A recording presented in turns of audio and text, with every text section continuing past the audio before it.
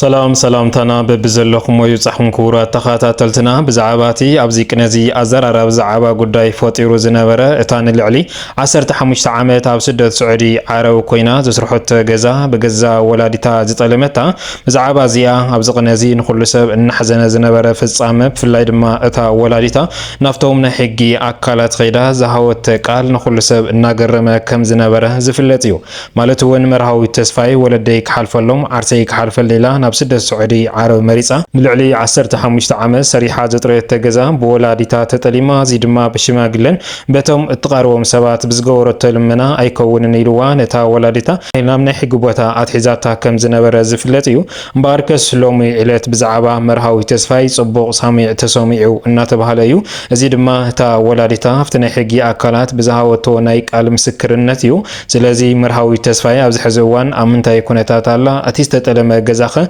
نمن توسينو زبل زرزر حبريتو نواخم كنب نخون بتوسخ دما لوم عليت كاب سدة سعودي عرب محزني زخونه حبريتا ان تسمع يركب هيوت سلسته دقي انستيو لومي تسعينو انتبهاله ابستفلالي محورو ميديا ان تزرغخ يزركب كابزي بتوسخ دما ايران ابلعل دواي بزغورتو دبدا ملاش كو وهابيو انتبهاله تناب سدة سعودي ازركبا دما ابزل على فرحن ጭንቀትን ይርከባ ኣብ ማሕበራዊ ሚድያ ውን ናይ መጠንቀቕታ ኣጠቃቅማተ ገይርለን ባርከስ ካብዚ ተበጊሱ 10 ደቂ ኣንስትዮ ውን ኣብ ቤት ማእሰርቲ ከም ዘለዋ እዩ ሓበሬታታት እናወፀ ዝርከብ ማለት እዩ ነዚኦም ዝኣመሰሉን ዝርዝር ሓበሬታታት ናዋኹም ከነብልና ንምክትታልና ሓቢርኩምና ንምጽናሕ ነዚ ቻነልና እዚ ሓድሽ ዝኾንኩም ሰብስክራይብ ናወልኩም ኣባላትና ድማ ላይክ ሼር ናወልኩም መደባትና ስካብ መወዳእታ ሓቢርኩምና ጽንሑ ባርከስ ናብቲ ሎም ዕለት ወፅዩ ዝርከብ ሓበሬታ ጽቡቕ ሳሚዕ እናተባሃለ ዘሎ ብዛዕባታ ነባሪ ስደት ስዑዲ ዓረብ ዝነበረት መርሃዊ ተስፋይ እቲ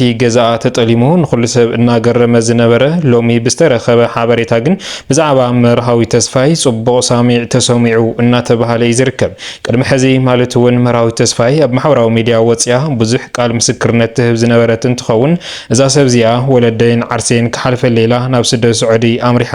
ኣብ ስደት ስዑዲ ዓረብ ድማ ብዙሕ ሕማም ተቐቢላ ለይትን ቀትርን ኢላ ዝስርሐቶ ገዛ ንልዕሊ 15 ዓመት ዝወድአላን ከምኡ ድማ ንልዕሊ 2 ሚልዮን ወፃኢ ዝተገበረ ገዛ ብወላዲታ ተጠሊማ ንኹሉ ሰብ ድማ ኣገሪሙን ኣሕዚንን ዝነበረ ፍጻመ እዩ እምበኣርከስ መርሃዊ ተስፋይ ቅድሚ ናብ ሕጊ መኻዳ ብሽምግልና ፈቲናቶ ነይራያ ነገር ግን ድማ ሃፍቲ ገዛሱ ምንም ዘስርሐቶ ከም ዘይብላ ምንም ወፃኢ እውን ከም ዘይውፀትሉ በቶም ወለዳን በቶም ኣሕዋታን ሙሉእ ተካሒዳ ነይራ እዚ ድማ ደም እናነበረት ድምፂ ይኹንኒ ሓግዙኒ እናበለት ከም ዝነበረት እውን ዝፍለጥ እዩ እምበኣርከስ ካብዚ ዝተበገሰ ነታ ወላዲታ ናብ ናይ ሕጊ ኣካል ወሲዳታ ነይራ ኣብቲ ናይ ሕጊ ኣካል ድማ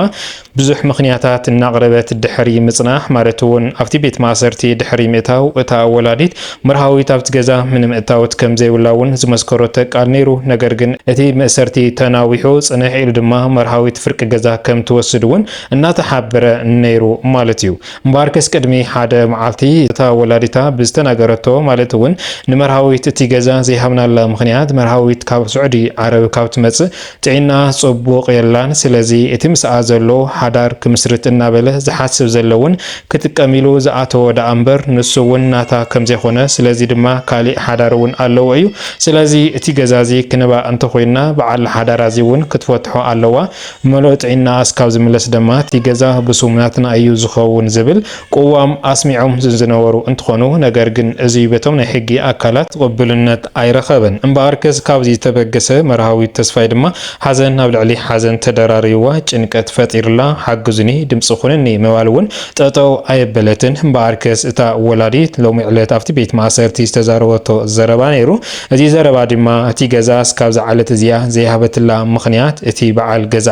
ወይ ድማ ንመርሃዊት ሰብኣይ ኣዲኣ ዝኸውን ዘሎ ናቱ ሽሙ እውን ከም ዘሎ እዩ ተሓቢሩ ነይሩ ነዚ እውን ድማ እቲ በዓል ገዛ ፈቃደኛ ስለ ዘይኾነ ንመርሃዊት ተስፋይ እውን እታ ወላዲታ ክትባ ዘይኸኣለት እንድሕርዳ ንመርሃዊት ተስፋይ ወይ ድማ ንጓልኺ እቲ ገዛ ሕሊፍኺ ይኽዮ ሓዳርና ክንፈላለየና እናበለ እቲ ንመርሃዊት ሰብኣይ ኣዲኣ እናተዛረበ ዝነበረ እንትኸውን እምበኣርከስ ሎሚ ዕለት ወላዲት መርሃዊት ተስፋይ ትርር ዝበለ ውሳኔ ኣመሓላሊፋላ ማለት እዩ ብጣዕሚ ብዝገርም መልክዑ እቲ ንብዙሕ ሰብ እናጨነቐን እናገረመን ዝነበረ እስካብ ዝዓለት እዚኣ ድማ መርሃዊት ፍትሒ ሲኢና እናበኸየትሉ ዝነበረ ጥልመት ገዛ ብወላዲት ሎሚ ዕለት እታ ወላዲት እቲ ገዛ ኣሕሊፋ ከም ትባያ ሓበሬታታት እናተ እናተሰምዐ ዝርከብ ዘሎ ማለት እዩ እታ ወላዲት ማለት እውን እቲ ገዛ ሙሉእ ሙሉእ ናይ መርሃዊ ተስፋይ ምዃኑ ድሕሪ ምእማን እቲ ስሙ እውን ከም ተዝረላ ነገር ግን ምስቲ በዓል ገዛኣ ከም ትፋታሕ እውን ወሲና ከም ዝተዛረበት እዩ ዝፍለጥ ዘሎ ማለት እዩ እዚ ወላዲት መርሃዊት ኣብ ዝሓለፈ ኣብ ዝገበረቶ ማለት እውን ናይ መርሃዊ ተስፋይ ገዛ ድሕሪ ምስራሕ ዝኣሰረቶ ውዕሊ ሓዳር እስካብ ዝዓለት እዚኣ ንመርሃዊት ሓያል ፀቕጢ ኮይኑዋ ዝነበረ እንትኸውን ነገር ግን እታ ወላዲት እቲ ገዛ ሎሚ ንመርሃዊት ከም ትፈርመላ ሎሚ ሱማ ከም እተዘረላ ነገር ግን ዘለዎ ሓዳር እውን ከም ዝፈርስ እያ ሓቢራ ነይራ ነገር ግን መርሃዊት ተስፋይ ሓዳር እውን ክፈርስ ኣይኽእልን ኣብኡ ክትቕመጡ ትኽእሉ ኢኹም እቲ ገዛ ግን ብስሞይ ኣዘርለይ ዝብል ምላሽ እውን እናሃበት ትርከብ ማለት እዩ እዚ ድማ እቲ ንኩሉ ሰብ እናጨነቐን እናሕዘነን ዝነበረ ጉዳይ ብምዃኑ ኩሉ ሰብ ድማ ኣብዚ ዕለት እዚ በቲ ዝረኸቦ ሓበሬታ ሓጎሱ እናገለጸ ይርከብ ማለት እዩ ብተወሳኺ ድማ ሎሚ ዕለት ኣብ ስደት ስዑዲ ዓረብ ሰለስተ ደቂ ኣንስትዮ ህይወተን ሓሊፉ እናተባሃለ እዩ ናይዘን ሰለስተ ደቂ ኣንስትዮ መሓዚት ዝነበራ እንትኾና ካብቲ ሰርሓሉ ቦታ ናብቲ ዕርፍቲ ዝወስዳሉ ገዛ ብምኻድ ኣብኡ ሓቢረን ድሕሪ ምውዓልን ብምሸቱ ሞይተን ተረኺበን ዘለዋ ማለት እዩ በኣርከስ ናይተን ሰለስተ መሓዚት እዚአን ቀታልየን ኣይተፈለጠን ዘሎ ብምንታይ ሞይተን ዝብል እውን ኣይተፈለጠን ጥራሕ ግን ካብቲ ዝሰርሓሉ ዝነበራ ቦታ ዕርፍቲ ንምውሳድ ኢለን ናብቲ ዝተካረዮ ገዛ ብምኻድ ፃው ጽቡቕ ከም ዝወዓለ ነገር ግን ብምሸቱ ብኻልኦት ሰባት ሞይተን ከም ዝተረኸባ እዩ ሓበሬታታት እናወፀ ዝርከብ ማለት እዩ ናይዘን ሰባት እዚአን ሱም ዝርዝረን እስካብ ዝዓለት እዚኣ ኣይወፀን ነገር ግን ድማ በቶም ናይ ሕጊ ኣካላት ምርመራ እናተገብረሉ ከም ዘሎ ግን ሓበሬታታት እናወፀ ይርከብ ማለት እዩ ክቡራት ሰማዕትና እምበኣርከስ ካብዚ ተበገሰ ብሓፈሻ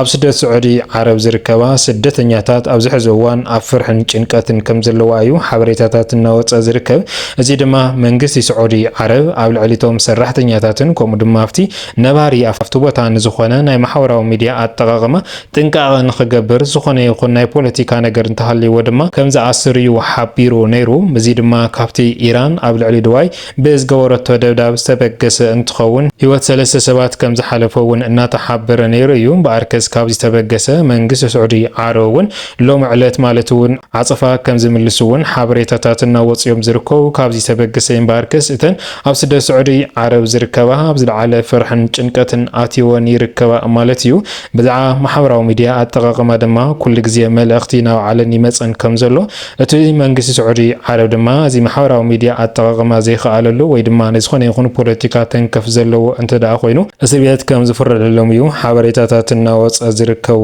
ማለት እዩ ክቡራት ሰማዕትና እምበኣርከስ ሎሚ ዝበልናዮም ዝርዝር ሓበሬታና እዚኦም ይመስሉ ነይሮም እስካብ መወዳእታ ሓቢርኩምና ፀንሕኩም ካብ ልቢ እናመስገና ኣብ ዝቕፅል መደባትና እስካብ ንራኸብ ሰላም ሰናይ ፃንሕቲ ይጎረልኩም ሰላምታይ ንዓኹም